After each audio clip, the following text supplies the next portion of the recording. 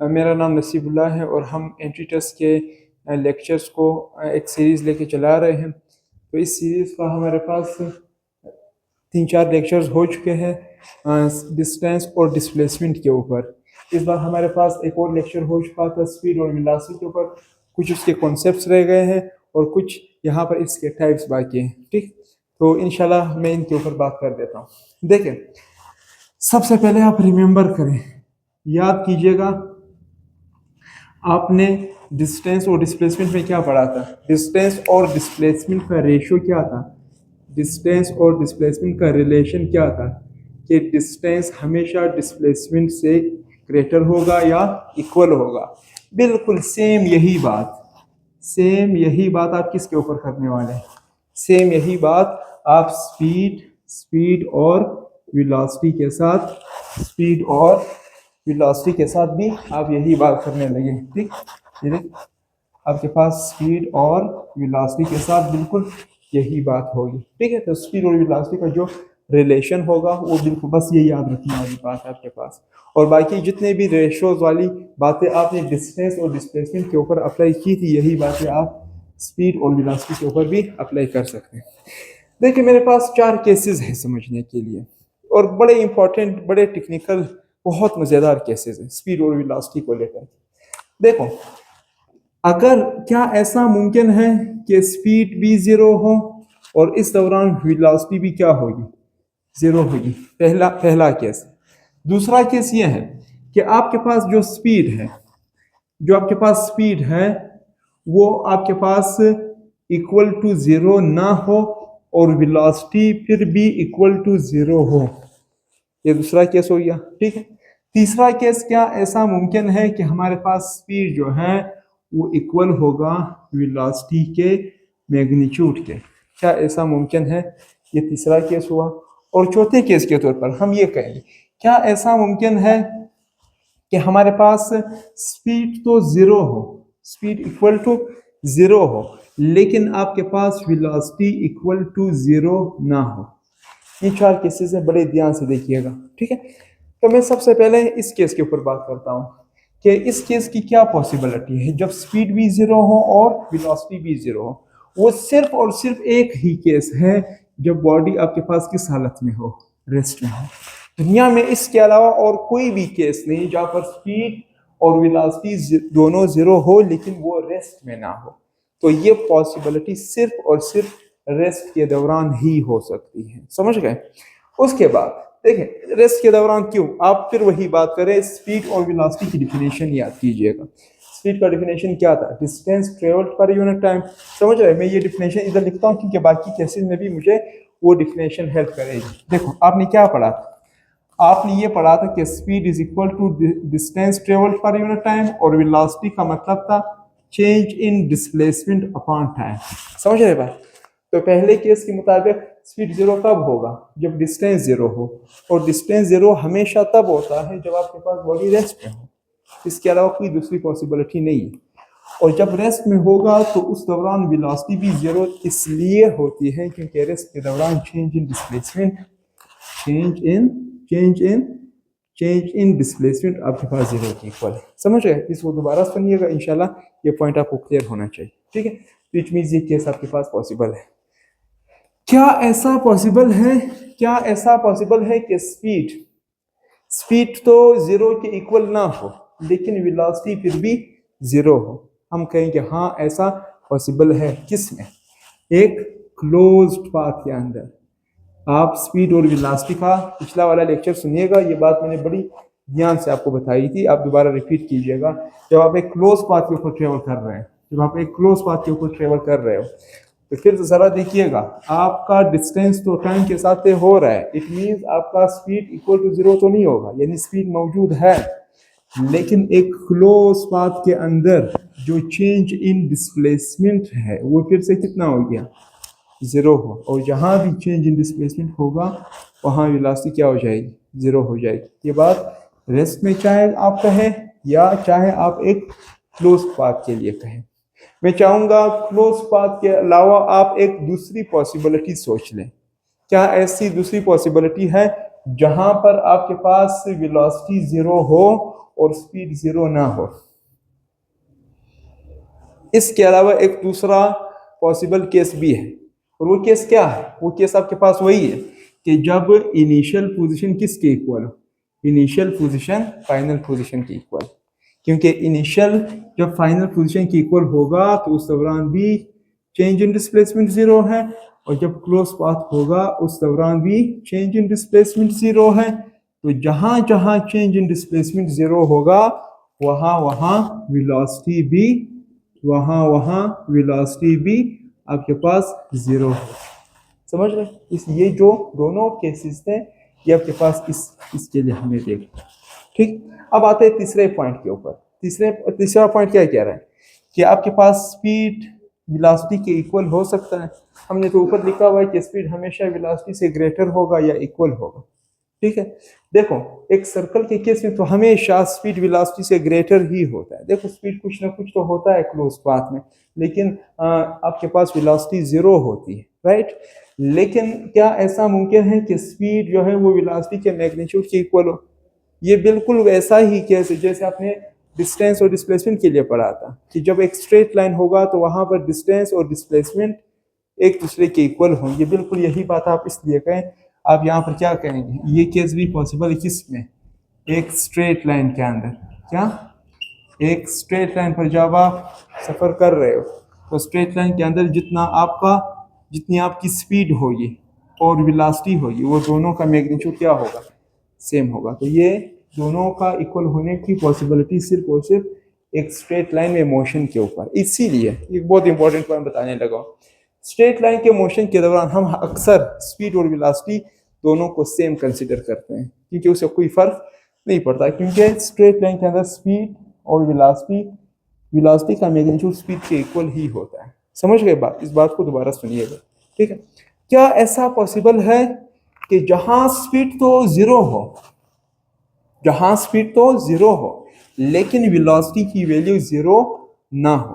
तो आप ऐसा कोई भी केस हमारी दुनिया में एग्जिस्ट नहीं करता, क्योंकि जहां जहां मोशन होगा वहां डिस्टेंस कवर होगी, जहां जहां डिस्टेंस कवर होगा वहां हमेशा स्पीड होता है।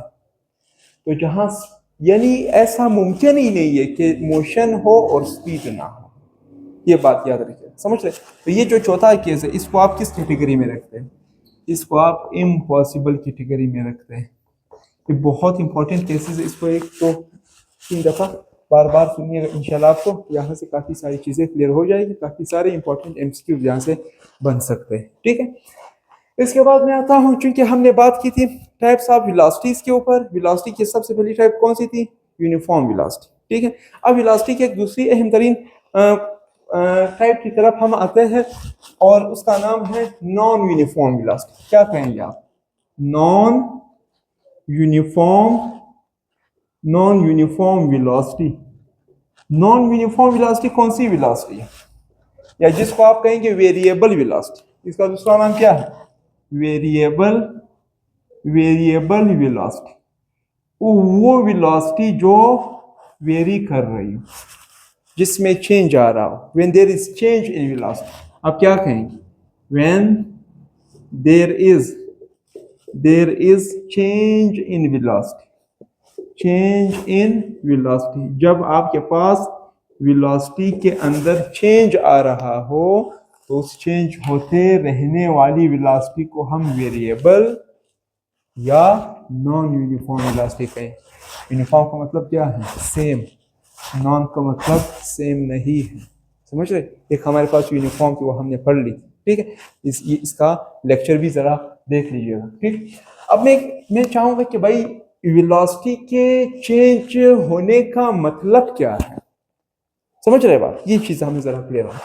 तो चेंज इन वेलोसिटी कब कब पॉसिबिलिटी रखती है? तीन केसेस में वेलोसिटी का चेंज होना पॉसिबल है। देखो कब?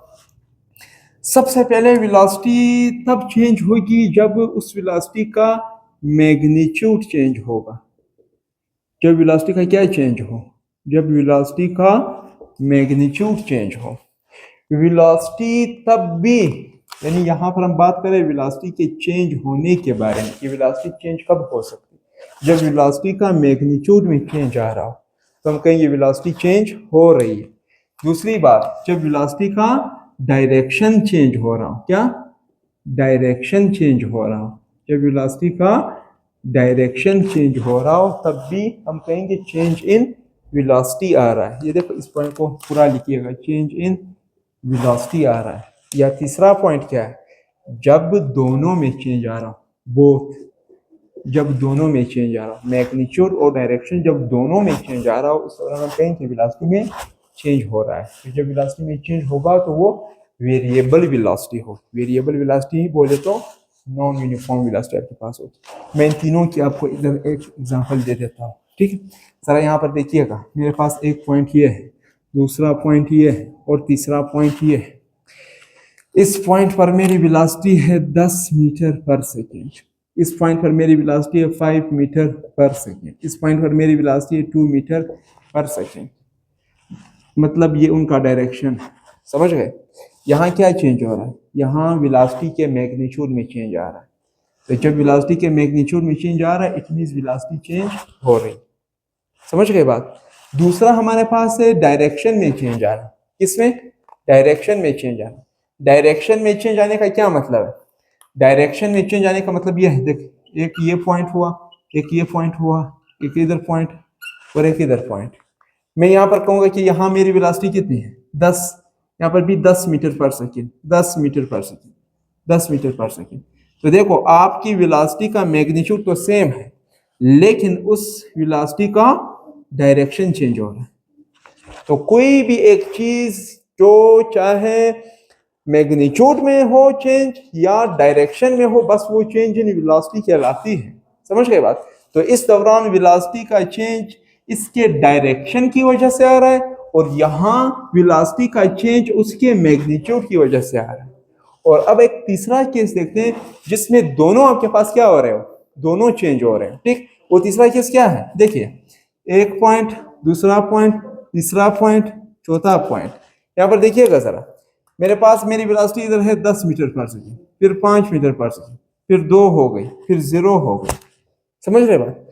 आप जरा सोचिएगा क्या वेलोसिटी के अंदर चेंज आ रहा है क्या नहीं आ रहा। आप कहेंगे सर ऑब्वियसली आ रहा है। तो मैं ये पूछना चाह रहा हूँ कि इस दौरान जो वेलोसिटी के अंदर चेंज आ रहा है क्या वो वेलोसिटी के मैग्नीट्यूड के चेंज होने से चेंज हो रही है वेलोसिटी, या वेलोसिटी के डायरेक्शन के चेंज होने से हो रही, या दोनों के चेंज होने से हो रही। बात को दोबारा रिपीट कर रहा हूँ, वेलोसिटी के मैग्नीट्यूड के चेंज होने से, डायरेक्शन के चेंज होने से, या दोनों के चेंज होने से यहाँ चेंज आ रहा है। आप क्या कहेंगे सर इधर मैग्नीट्यूड चेंज हो रहा है, इट मींस मैग्नीट्यूड में भी चेंज आ रहा है। आप कहेंगे सर इधर डायरेक्शन में भी क्या आ रहा है, चेंज आ रहा है। इट मीन्स ये जो चेंज इन वेलोसिटी है ये मैग्नीट्यूड की वजह से भी है और ये डायरेक्शन की वजह से भी है। और जब भी वेलोसिटी के अंदर कोई चेंज आता है उस दौरान जो वेलोसिटी हमारे पास कहलाती है वो क्या कहेंगे हम, उसको नॉन यूनिफॉर्म वेलोसिटी भी कहते हैं, समझ रहे बात। और अब मैं आपको एक बहुत इंपॉर्टेंट टर्म बताने लगा हूँ जिसकी तरफ हम इंशाल्लाह 1-2 दिन बाद बढ़ जाएंगे, उसका नाम है एक्सेलरेशन। जहाँ भी वेलोसिटी के अंदर चेंज आता है, जहाँ भी वेलोसिटी के अंदर चेंज आता है उस चेंज को हम एक्सेलरेशन का नाम देते हैं। सिर्फ अभी के लिए याद रखिएगा, अभी हमने प्रॉपरली बड़े डिस्कशन के साथ एक्सेलरेशन को समझना है। लेकिन आपको बताने वाली बात यह है कि ये जो एक्सेलरेशन है ये असल में नॉन यूनिफॉर्म वेलोसिटी की वजह से है। ये यूनिफॉर्म वेलोसिटी की वजह से नहीं है, क्योंकि यूनिफॉर्म वेलोसिटी में चेंज नहीं आता और जहाँ चेंज ना हो वहाँ एक्सेलरेशन कभी भी एग्जिस्ट नहीं करता। मुझे उम्मीद है ये बात आपको समझ आ गई, ठीक है। अब आते हैं वेलोसिटी के लास्ट टाइप की तरफ, थर्ड टाइप की तरफ। ये कौन सा टाइप हो गया, ये दूसरा टाइप हो गया, समझ गए। अब आते हैं वेलोसिटी के थर्ड टाइप की तरफ।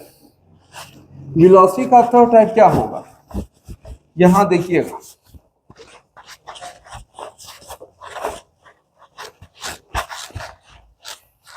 वेलोसिटी का जो आपके पास थर्ड टाइप है वो हमारे पास है इंस्टेंटेनियस वेलोसिटी। क्या नाम है, इंस्टेंटेनियस वेलोसिटी। इसको आप लम्हाती वेलोसिटी भी कह सकते हैं। मैं इसकी डिफिनेशन कर देता हूं। इंस्टेंटेनियस वेलोसिटी कौन सी वेलोसिटी है?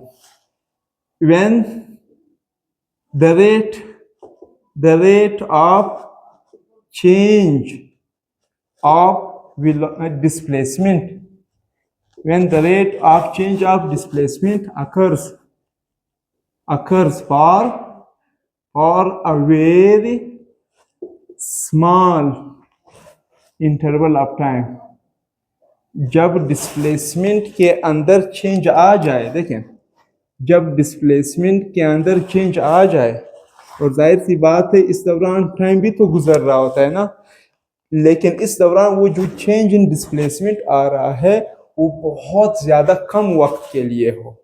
बहुत ज़्यादा कम वक्त के लिए होने का मतलब है कि उस दौरान वो जो टाइम है वो टाइम अप्रोच कर रहा हो, यानी तकरीबन करीब करीब हो, कुछ ही लम्हे के लिए हो। जब टाइम ज़ीरो को अप्रोच कर रहा हो, टाइम पहुंच रहा हो किसको? ज़ीरो को पहुंच रहा हो, तो इस तरह की वेलोसिटी को हम क्या नाम देते हैं? इंस्टेंटेनियस वेलोसिटी का नाम देते हैं। कौन सी वेलोसिटी? Instantaneous velocity. और अब आप लोग फर्स्ट ईयर की मैथमेटिक्स में इसको लिमिट से सॉल्व करते हो, यानी लिमिट में किस पर लगा रहा हूँ? टाइम पर लिमिट लगा रहा हूँ। क्या लिमिट है? कि टाइम अप्रोच कर रहा है ज़ीरो। मुझे उम्मीद है ये बात क्लियर होगी, ठीक है। अच्छा, अब यहाँ ज़्यादा क्लियरेंस आपको तब मिलेगी जब मैं इसके आपको 2 एग्जांपल्स दे दूँगा, ठीक है। 2 एग्जांपल्स कि मतलब इंस्टेंटेनियस वेलोसिटी की एक एग्जांपल क्या एग्जिस्ट कर सकती है हमारे पास, ठीक है। इंस्टेंटेनियस वेलोसिटी की पहली एग्जांपल आपके पास जो एग्जिस्ट कर सकती है वो ये है कि आपके पास बिलफर्ज आपने चैप्टर नंबर 7 में सिंपल हार्मोनिक मोशन पढ़ा, हमारे एंट्री के कोर्स में भी शामिल है, इंशाल्लाह मैं आपको बढ़ा दूंगा जैसे जैसे हमारा सीक्वेंस आगे बढ़ेगा, राइट। तो सबसे पहली चीज़ simple harmonic motion. Simple harmonic motion के दौरान ये ज़रा आप देखिएगा, ये आपके पास बॉडी इस वक्त मीन पोजीशन पर है ना, जब आप इसको मोशन दे करके यहाँ पर, जब बॉडी यहाँ पर इस एक्सट्रीम पोजीशन पे आती है ना, तो बहुत कम वक्त के लिए ये बॉडी रुकती कि नहीं रुकती। यानी बिलफर्ज आप ये सिंपल पेंडुलम समझ लीजिएगा, ये आपके पास बॉडी वहाँ गई, ये स्लो मोशन में चला रहा हूँ ना, तो आपके पास बॉडी वहाँ गई, बहुत कम टाइम के लिए वो जो बॉडी उधर रुकती है, उस दौरान उस बॉडी की वेलोसिटी क्या होती है? ज़ीरो होती है ना, क्योंकि रुक गई, समझ गए। यानी चेंज इन डिस्प्लेसमेंट उस वक्त क्या आया?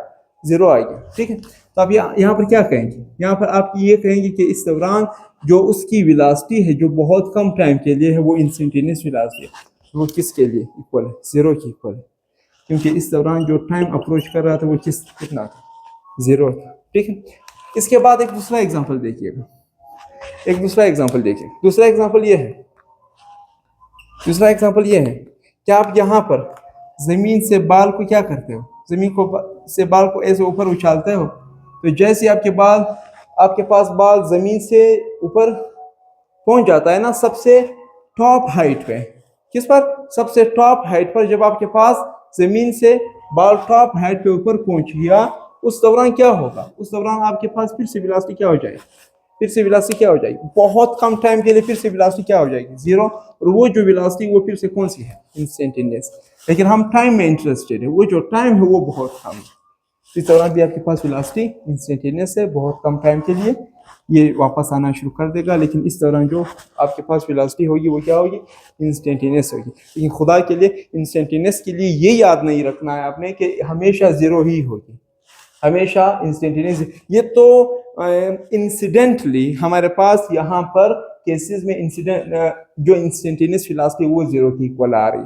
हम इंस्टेंटेनियस वेलोसिटी के ज़ीरो होने में इंटरेस्टेड नहीं है, मैं सिर्फ आपको इस टाइम में इंटरेस्ट शो करा रहा हूँ कि यहाँ टाइम बहुत कम है, यहाँ पर टाइम बहुत कम है। और कितना कम है? इतना कम है कि वो तकरीबन अप्रोच कर रहा है किसको? ज़ीरो को। अब आप कहेंगे सर क्या कोई ऐसा एग्जांपल एग्जिस्ट कर रहा है जहाँ पर इंस्टेंटेनियस वेलोसिटी तो हो लेकिन वहाँ टाइम मतलब अप्रोच टू ज़ीरो कर रहा हो? तो हम कहेंगे एग्जैक्ट ऐसा भी हमारे पास एक एग्जाम्पल एग्जिस्ट कर रहा है। इसी यहाँ पर आप देख लीजिएगा, जब आपके पास यही बॉडी वापस होते हुए नीचे आएगी ना, तो नीचे आते हुए आपने क्या पढ़ा था कि इसकी वेलोसिटी बढ़नी स्टार्ट हो जाएगी ना, बढ़ते बढ़ते बढ़ते वो मीन पोजीशन पर जैसे आकर के क्रॉस करेगी, तो मीन पोजीशन पर बहुत कम टाइम के लिए इसकी वेलोसिटी मैक्सिमम होती है। तो इधर मीन पोजीशन पर जो टाइम है वो भी किसको अप्रोच कर रहा है? ज़ीरो को अप्रोच कर रहा है। लेकिन इस दौरान जो इसकी इंस्टेंटेनियस वेलोसिटी है वो बहुत ज़्यादा है, यानी बहुत इंक्रीज्ड। बहुत इंक्रीज हो चुकी होती है। समझ रहे बात? यानी आप ये मिसकॉन्सेप्शन कभी मत रखिएगा कि इंस्टेंटेनियस वेलोसिटी हमेशा जीरो के ही इक्वल है। हम टाइम में इंटरेस्ट रखते हैं कि उसका टाइम अप्रोच कर रहा हो किसको, जीरो को, ऐसी वेलोसिटी को फिर हम इंस्टेंटेनियस वेलोसिटी का नाम देते हैं।